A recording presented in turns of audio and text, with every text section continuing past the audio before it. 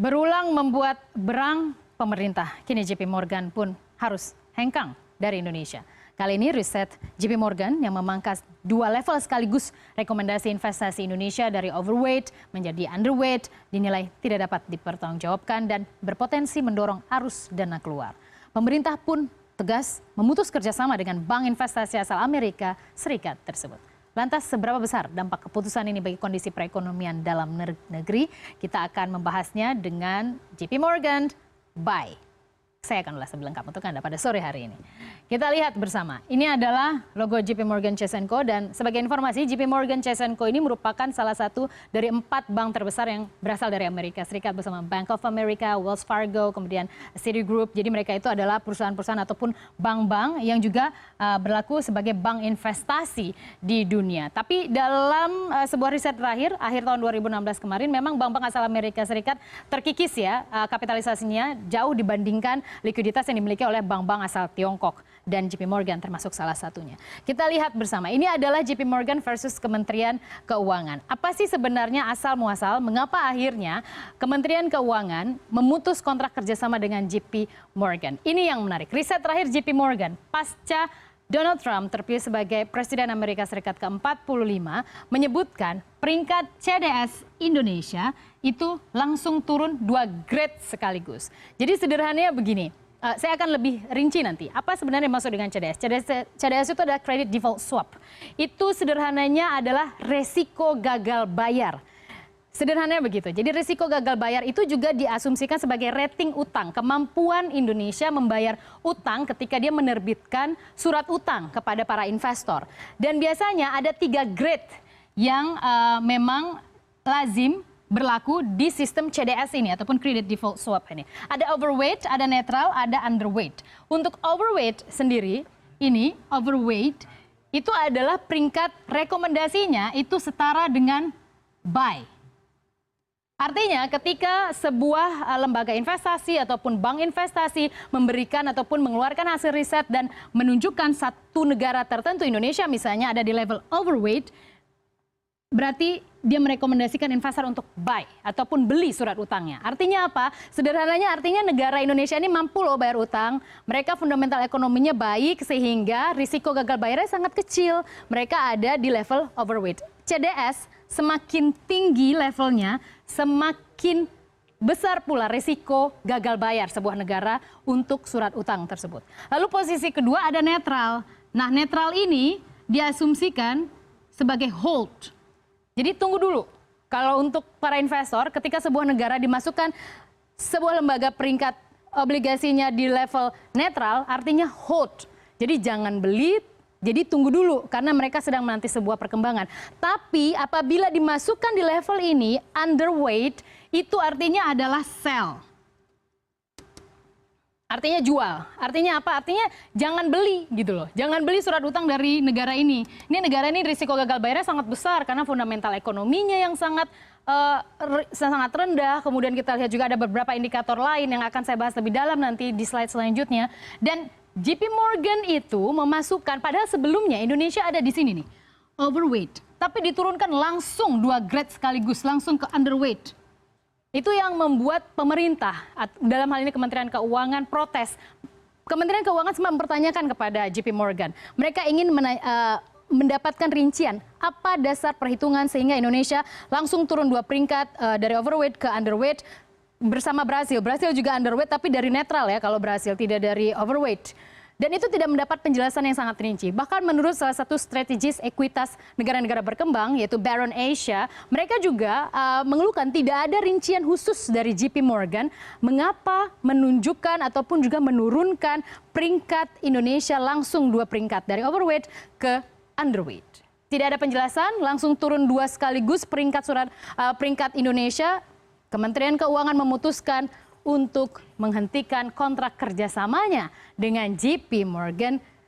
Dan hanya itu kita lihat ada dampaknya yaitu mengganggu stabilitas sistem keuangan. Mengapa mengganggu sistem stabilitas keuangan? Saya akan bawa Anda ke slide selanjutnya. Agar lebih mudah, saya akan mencoba menyederhanakan apa sebenarnya CDS tersebut.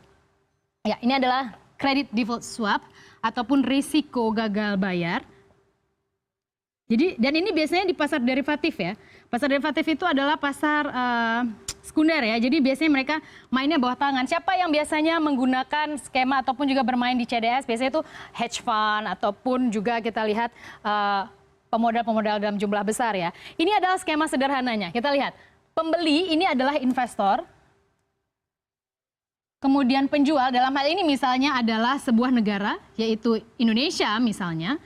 Mereka akan menerbitkan surat utang. Menerbitkan surat utang, dia tawarkan tuh ke pembeli misalnya. Pembeli akan ke perusahaan ataupun juga ini penasehat ini bisa jadi seperti JP Morgan misalnya ya, ataupun ini konsultan ya. Mereka akan tanya nih, kan mereka konsultannya kan melakukan riset. Gimana nih saya mau beli nih surat utang dari Indonesia? Mereka punya riset kan, bagus nggak nih berapa? Misalnya contohnya seperti ini. Misalnya dia ada namanya fixed premium itu adalah tingkatnya, kemudian ada juga mature itu adalah untuk kapan mereka harus mengembalikan uang ataupun pinjaman tersebut. Ini bisa juga diartikan pinjaman ya. Jadi sederhananya begini, kalau misalnya 80 basis point misalnya, dan biasanya dibagi ataupun dibayarkan dalam tiap kuartal. Misalnya 80 basis point, kemudian angkanya adalah 100 juta. Artinya ini negara kita menerbitkan dengan level ini setiap 3 bulan sekali, setiap kuartal kita harus mengeluarkan sekitar 20 juta per kuartal untuk dibayarkan kepada pembeli. Gitu. Jadi untuk dibayarkan pada pembeli. Jadi sederhananya kita ini negara ini pinjam duit nih dengan mengagunkan surat utang kita. Nah ini mereka ini boleh deh saya beli dengan tingkat bunga tertentu. Mereka percayanya kepada penasehat ini nih konsultan. Disinilah JP Morgan. Jadi JP Morgan tuh dapat untung 2 kali. Mereka dapat fee dari pembeli karena percaya dengan kajian mereka. Tapi nanti juga mereka kalau misalnya tingkat peringkat sebuah negara itu turun, negara ini biasanya meng-hire mereka juga untuk gimana caranya biar kita bisa naik peringkat dong gitu. Dibayar lagi jadi dia bisa dapat double sesungguhnya. Enak ya bisnisnya bank investasi itu kayak gitu. Jadi semakin tinggi misalnya peringkatnya ataupun overweight tadi semakin baik, artinya bunga yang harus dibebankan karena kalau kita bayar bunga negara itu kan pakai APBN. Nah, bunganya itu akan semakin turun gitu loh. Jadi kalau misalnya saat ini si JP Morgan bilang bahwa ini mereka ini underweight. Artinya ekonominya risiko gagal bayarnya semakin besar dan ini orang akan menjual nih. Karena tadi kan rekomendasinya sell. Dia akan jual surat utang. Jadi negara ini kan harus meyakinkan pembeli ini untuk kembali membeli surat utangnya itu kan dengan bunga yang lebih tinggi gitu loh. Kalau bunganya lebih tinggi, APBN-nya akan terbebani lebih besar. Begitu maksudnya. Nah jadi spekulasinya ada di sini nih. Yang diciptakan oleh JP Morgan tadi. Spekulasi seperti itu.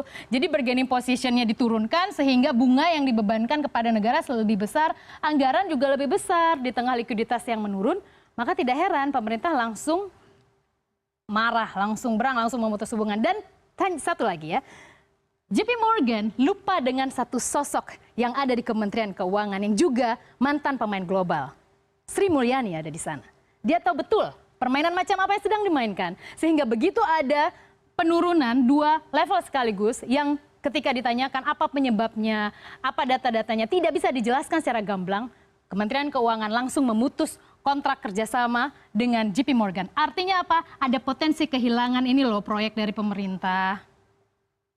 Gitu. Jadi sederhananya seperti itu, CDS resiko gagal bayar dengan bunga yang dibebankan kepada sebuah negara, dalam hal ini adalah Indonesia. Lalu bagaimana dampaknya? Bagi IHSG dalam sehari memang kita mengalami koreksi ya di tengah penguatan yang terjadi di Asia Pasifik. Padahal inflasi kita hari ini dirilis oleh BPS menunjukkan 3,02% data inflasi. Itu kan seharusnya sesuai dengan target pemerintah ya di 4% plus minus 1%. Tapi ternyata tidak cukup kuat untuk meyakinkan investor. Sehingga kita lihat kita mengalami drop ya. Kita semakin menjauhi level 5.300-an. Dan ya tapi saya rasa investor-investor harusnya bisa lebih paham lah ya, karena beberapa riset lain menunjukkan bahwa memang fundamental ekonomi Indonesia bagus kok. Kita lihat kita punya PDB di atas 5% proyeksinya. Kemudian kita lihat inflasi kita sudah terkendali. Current account defisit kita ataupun juga defisit neraca transaksi berjalan kita itu juga di bawah level 2%. Kemudian kita punya cadangan devisa juga di atas 100 miliar dolar. Jadi sesungguhnya fundamental ekonomi Indonesia kita itu cakep gitu. Dan nggak ada yang perlu dikhawatirkan. Dan kalau memang pemerintah perlu memperkuat lagi konsistensi dan kemudian juga upaya-upaya mencegah efek negatif dari ketidakpastian global, ya itu terus dilakukan. Tapi paling tidak memang secara data, we are fine gitu, kita baik gitu. Kenapa harus diturunkan jadi underweight? Itu sih sebenarnya. Baik, kita lihat ke dolar Amerika. Jangan lupa CDS juga menjadi salah satu juga indikator untuk forex ataupun foreign exchange. Untuk nilai tukar kita. Kenapa ini berpengaruh? Nanti kaitannya dengan capital outflow. Kita lihat nilai tukar kita saat ini menguat tapi pun sangat terbatas ya 0,01%. Tapi kita lihat kita sempat melemah. Ini adalah nilai dolar Amerika terhadap rupiah ya. Terhadap rupiah, ini dolar Amerika terhadap rupiah. Oke, dan kita sempat melemah kalau dolar Amerika turun berarti kita mengalami penguatan sebaliknya ya. Jadi kita menguat tapi sangat tipis 0,01%. Sederhananya gini, ketika JP Morgan mengatakan bahwa kita itu resiko gagal bayarnya tinggi, itu orang kan akan lari tuh, akan ngejual kan, sell tadi surat utangnya. Ketika mereka ngejual, itu akan terjadi capital outflow. Uang keluar dari Indonesia, dolar. Kemudian ketika orang rame-rame menjual, capital outflow, capital flight, dana keluar dari Indonesia, nah itu kan akan menekan nilai tukar rupiah. Karena banyak dijual, sehingga akhirnya rupiah mengalami depresiasi ataupun pelemahan. Dan ini menjadi salah satu indikator juga CDS selalu dikaitkan dengan forex ataupun juga nilai tukar sebuah negara. Jadi sederhananya gini loh, bahwa JP Morgan juga beberapa kali juga tersangkut skandal dan kasus ya. Tapi terlepas dari itu, mungkin pemerintah kali ini ingin menunjukkan ini loh gue dengan fundamental ekonomi yang memang secara data kita positif.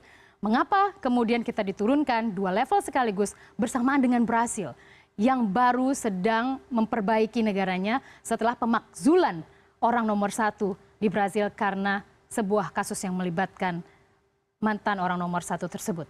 Sehingga akhirnya kita kini bertanya-tanya bahwa ini menjadi salah satu juga hal yang menarik untuk kita pertanyakan. Mengapa JP Morgan akhirnya menurunkan 2 level sekaligus pas setelah Donald Trump terpilih sebagai Presiden Amerika Serikat.